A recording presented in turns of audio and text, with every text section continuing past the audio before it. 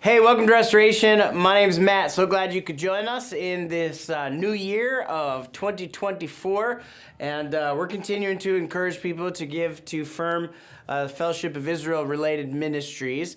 And in December, we had Joshua Aaron and Aaron Schust. And at that concert, we were able to raise just under $12,000 for this fund on top of $10,000 that we sent in October. So people were super generous, and it's an amazing opportunity for us to continue to contribute to crisis that's happening for both Israelis and Palestinians in Israel. So if you want to give, we encourage you to give directly to Firm. And this month, we are talking about the four promises. And the four promises come from Passover. And it's funny how New Year's work. There's really not a big difference between January 1st of any year than December 31st of any year. Except that people like new things and new seasons. And New Year's offer a chance to do what we've always wanted to do, to set a line in the sand. If 2023 was hard, then we hope 2024 will be better. And I feel like it's an opportunity in 2024 to pursue all the promises that God has for you. It's time for us as a community in Seattle Restoration to pursue all the promises that God has for us as a community because we're all better together. And we really believe, I really believe, that the best is yet to come here in Seattle and beyond. And so the change of the year on the Gregorian calendar has nothing to do with the biblical calendar. In the fall, we celebrate the Jewish New Year at Rosh Hashanah. We went from 5783 to 5784. And then just a few months later, we celebrate the Gregorian New Year. Typically around January, we read the book of Exodus and the traditional Torah cycle, as every synagogue in the world does. And this year, the reading of Shemot, the first portion of Exodus, Shemot being the name of Exodus, falls on this first Shabbat of 2024. The Torah cycle, which we believe goes back to Ezra and Nehemiah about 500 years before Jesus, set the cycle of reading through the Torah in 1 year. And, you know, within that cycle, we actually end up reading about Passover just about every 2 to 3 months. It's a cycle of reading that goes through Genesis, from Genesis to Deuteronomy in 1 year. And there's set readings for every Shabbat. And for holidays, there are breaks in that cycle with special readings from the Torah and the prophets. And with those special readings, we keep coming back to the story of the Exodus, of the children of Israel from Egypt. The Exodus is this seminal event in the narrative, the story of the Jewish people.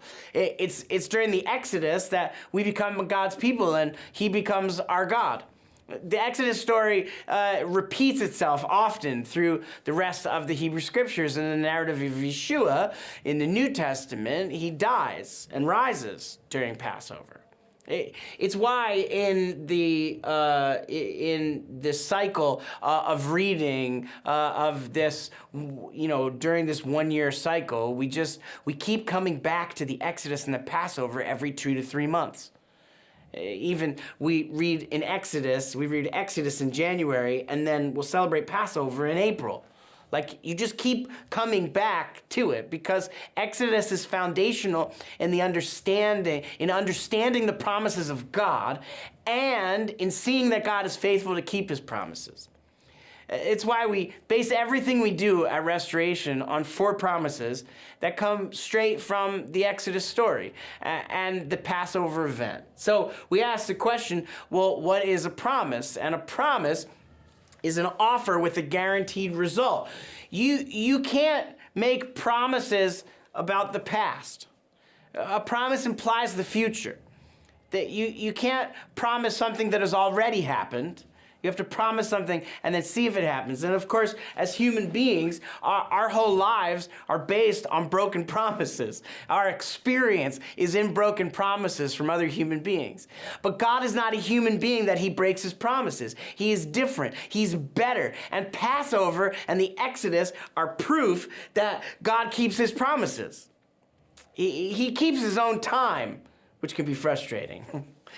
But we know God keeps his promises because he made promises to our fathers, and though they didn't see the fulfillment of those promises in their lifetime, we have seen many of those promises come true, to the point where we read these stories about how God made promises, and then we read the story of how the promise was fulfilled.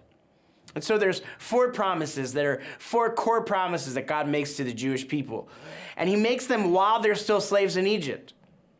Since the first century, before Yeshua, Judaism has called them the 4 I wills, and they come straight from Exodus chapter 6, verses 6 to 7. It says, "Therefore say to the sons of Israel, I am the Lord, and I will bring you out from under the burdens of the Egyptians. I will deliver you from their bondage. I will redeem you with an outstretched arm and with great judgments. I will take you to myself as a people, and I will be your God.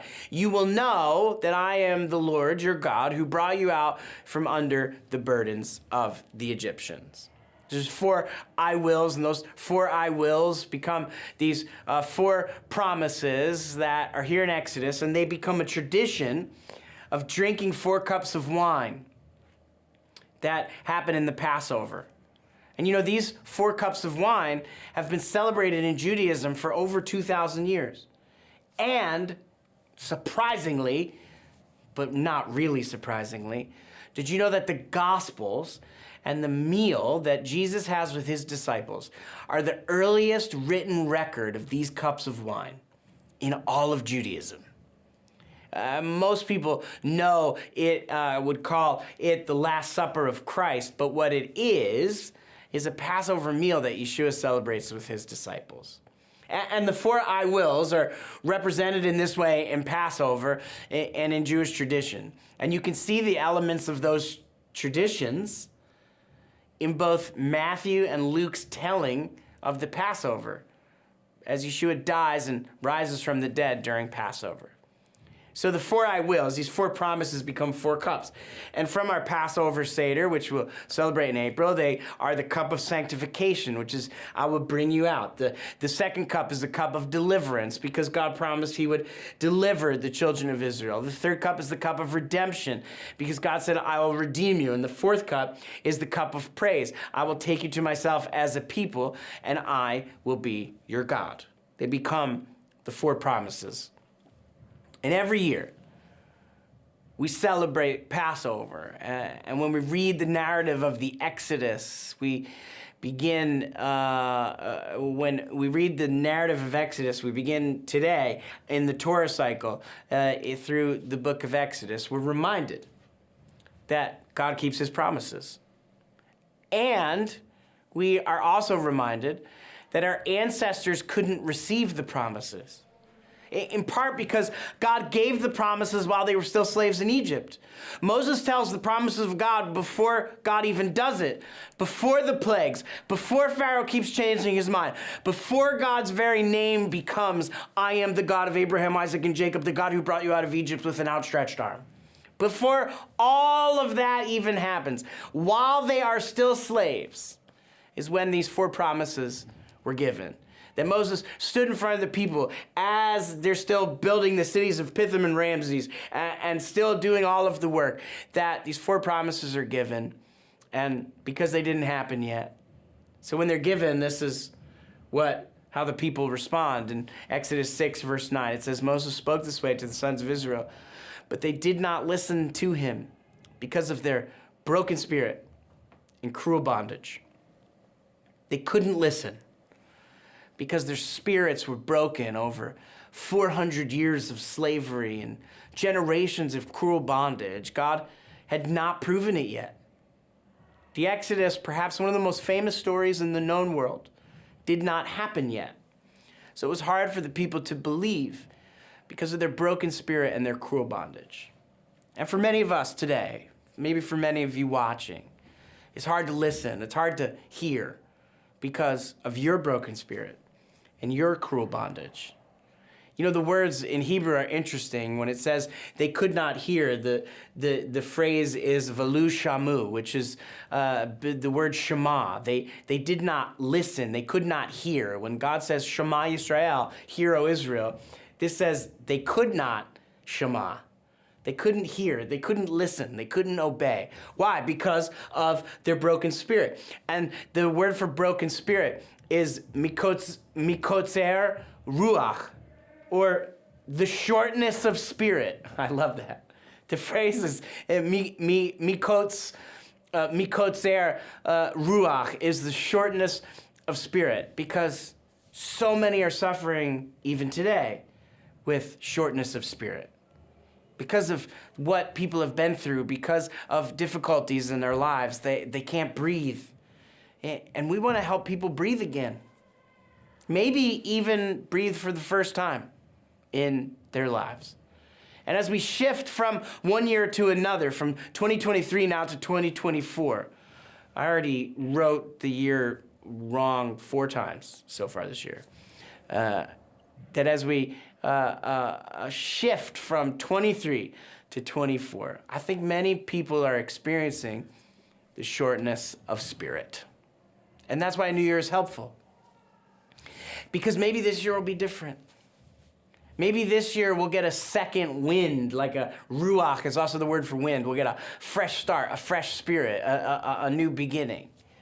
And I want to show you the last sentence of the Torah portion for this week, the Exodus chapter 1 through Exodus chapter 6 and verse 1. The last verse, Exodus 6 and verse 1, says this: Adonai said to Moses, "Now you will see what I'm going to do to Pharaoh. By the way of a strong hand, he will let them go and drive them out of his land." And this is what I'm believing in this new year. Now you will see. Now you will see what God will do to lift your spirit and set you free from what is holding you back. Now you will see what God will do here at Restoration and in our community. This last sentence of that first Torah portion for this week leads us into next week's Torah portion in Exodus, which is where the 4 promises come from, in Exodus chapter 6. The second Torah portion of Exodus is called Vayera. It means I appeared, because God shows up. In the middle of their despair and their shortness of spirit and the difficulties that they're experiencing, God shows up himself, and he gives promises, and he gives 4 promises that they can't even hear. And I think, friends, our whole world that we live in today is looking for purpose and identity. And most people, followers of Yeshua and people who do not know Yeshua or follow Yeshua, we're all in the same boat. Everyone is looking to belong somewhere. We know that every person is searching for identity. And that every person that's searching for identity wants to go from unsure to secure in their identity. But in order to help people do that, they need help navigating conflict in their lives. And the problem is, for most people, religion doesn't seem like it's for people like them, which makes them feel rejected by religious people. But we believe at Restoration that everyone should know that they matter by design. And we have to help people move from where they are to where God wants them to be, from not belonging to finding their place in the larger family of God, because we really believe that everyone belongs in the family of God. And it's weird because at Restoration, each one of us who belong here, members and regular attenders, we've all struggled to belong too. But we're also discovering our identity because we know who Jesus really is. And so much of who Jesus is, how he lived as an observant Jew and taught as a rabbi to Jewish people, has been lost. People are confused by all these misrepresentations of Jesus. But what we want to do at Restoration, and what I've lived my whole life of ministry, now 20 years of ministry this year, at Restoration, we want to take ancient wisdom and package it in a way that speaks into a modern world. to speak into all of the identity confusion that's happening. We want to help people discover who Jesus really is so that they can find a hope-filled identity in him. People, by the way, when we say help people, we mean Jew and Gentile. We mean Jewish people and non-Jewish people. We mean Jewish people and people from the nations. It's why our mission has always been to lead people to become fully devoted followers of Yeshua. And we do that by expressing these 4 promises, the 4 cups of Passover, the 4 I wills in Exodus chapter 6, verses 6 to 7. What we want all people who connect with restoration to understand, both Jew and Gentile, is when we want people to know God, to find community, to discover identity, and to make a difference. And this is what we're going to talk about over these next 4 weeks. Today we're talking about know God, and then we're going to talk about the others over the next 3 weeks. And that first step is how important it is for people, for you and I and all people, to know God. You know, the primary way that we help people know God is by gathering every Shabbat. We call them, surprisingly, Shabbat gatherings. In person here in Seattle, but also online. Our sermons are posted on the Restoration app and Facebook and on YouTube. And we're trying to put them out there for the world to see, to gather with us even online. And the reason why at Restoration in Seattle, the reason why we sing songs and preach from the Bible every Saturday is because the focus of our Shabbat gathering is to share the good news of Yeshua. We want to share the good news of Yeshua for people who don't know God so they could know him, and also for people who already know God because we want to become more fully devoted followers of Yeshua. And the way we do that is to know God, because you can never stop knowing God. The more you learn, the more scripture you read, the more you realize that there's so much to know that you can never exhaustively know God. It's what's so amazing about knowing God. There's always more to know. There's always more he can show us. There's always things he's speaking into our hearts and into our minds. And it's why the first cup, the know God, the first cup in the Passover, cup of sanctification, is also called Kiddush. It's the same name when we say blessing over the wine every Shabbat in our homes on Friday nights. We say Kiddush because we're making a moment holy, or more specifically, we're making it completely other. Kiddush comes from the word kadosh in Hebrew, and the word kadosh is typically translated as holy. But it doesn't really mean holy, because holy is pretty confusing. The better translation is completely other. The first thing that God calls completely other, the first thing God calls holy is Shabbat itself, the seventh day. He says in Genesis chapter 2 and verse 3, it says, "Then God blessed the seventh day, and he set it apart." He made it completely other, sanctified it. For on it he ceased from all work that God created for the purpose of preparing. What does it mean to sanctify something? It simply means to set apart, to make different. And the Sabbath, Shabbat, is a sanctified day. It's a set apart day. It's a holy day. There's nothing in creation like Shabbat. And Shabbat is completely other from the other 6 days. So the first thing that God calls completely other is the day, Shabbat. He also calls the Jewish people kadosh. He calls the Jewish people completely other. Because the logic is, if God is completely other, and there's nothing like God in creation, then he tells the Jewish people to be completely other, set apart, holy, just like he is. Leviticus chapter 20 and verse 26, it says, "You are to be holy to me, for I, the Lord your God, am completely other. And I have set you apart from the peoples, the nations, so that you would be mine." So Israel in the scriptures is often called kedoshim, a completely other people, a holy people, a sanctified people, a set apart people, a completely other people. The Jewish people are completely other. There's nothing in creation like the Jewish people. But even within the Jewish people, there's then a group that God sets apart, that God makes completely other. The priesthood. Leviticus 21 verse 8 says, "Therefore you're to sanctify him," the priest, "because he offers the bread of your God, and he shall be holy," completely other, to you, for I, the Lord, who sanctifies you, am completely other. So there's this priesthood. It's a sanctified tribe, the tribe of Levi. It's a set-apart tribe. It's a completely other tribe. The priesthood are completely other. There's nothing in creation like the priesthood. And the priesthood serve the rest of the people who are completely other, who represent a God who's completely other.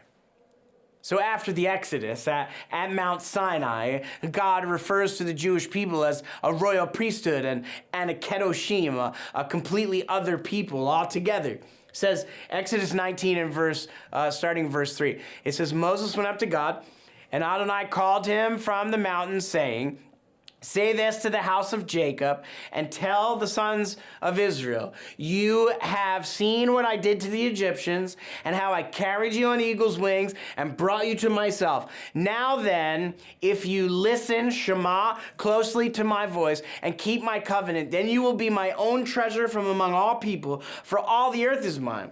As for you, you will be to me a kingdom of Kohanim, a kingdom of priests, and a Kedoshim, a holy people.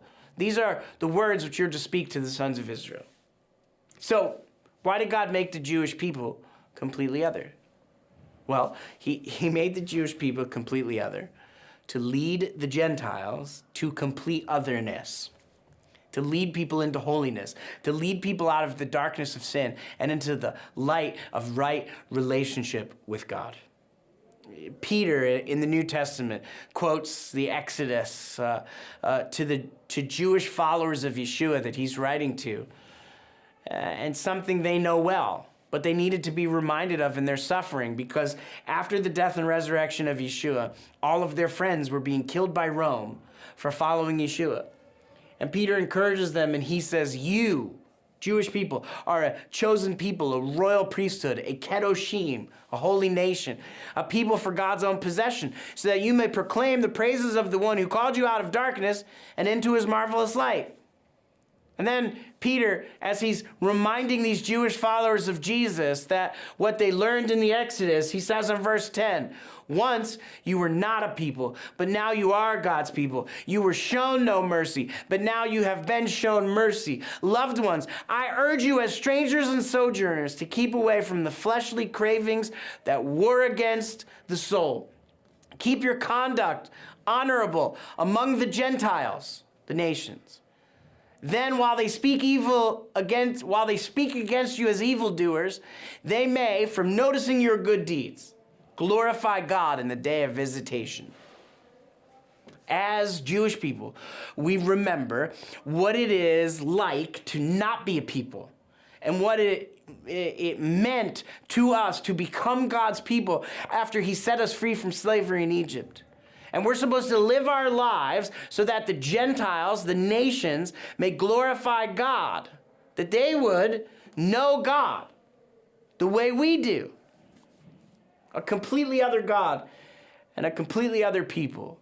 Not separation for separation's sake, but for a purpose. To lead other people to the joy of being completely other. Look, it's always been better to be different.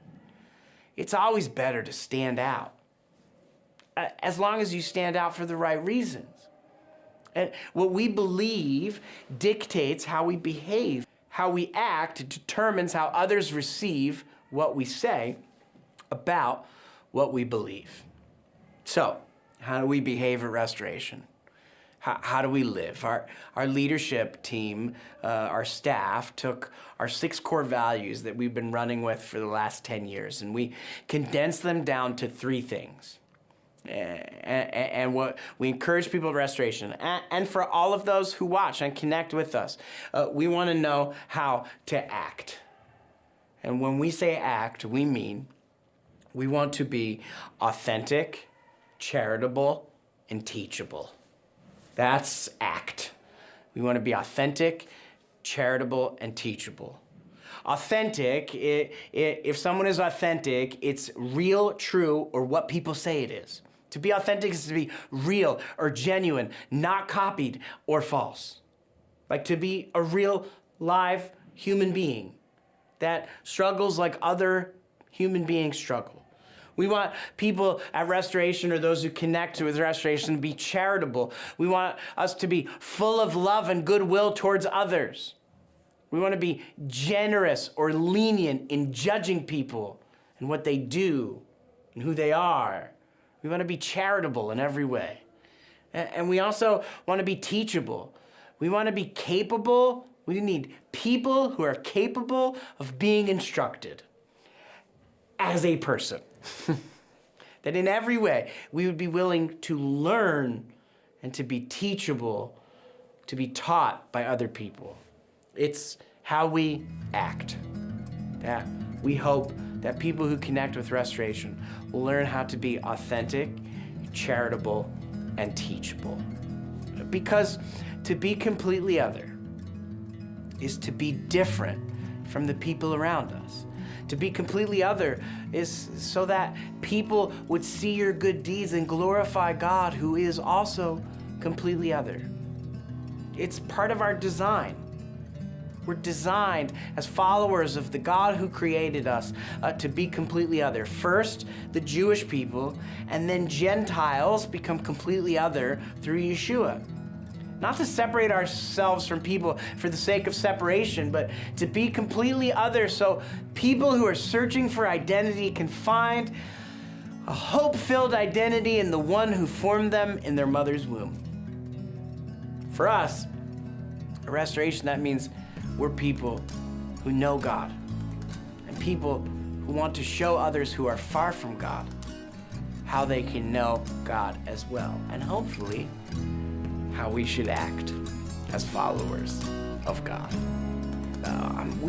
We want everyone at Restoration, everyone who connects with Restoration in person at Seattle or online, to know God, to find community, to discover identity, and to make a difference. Next week, we're going to talk about what it means to find community as part of this short series on the 4 promises. And we're going to talk about what it means to find community, what it means to be community, and what it means to live like a community in this crazy world that we all live in. I love you guys.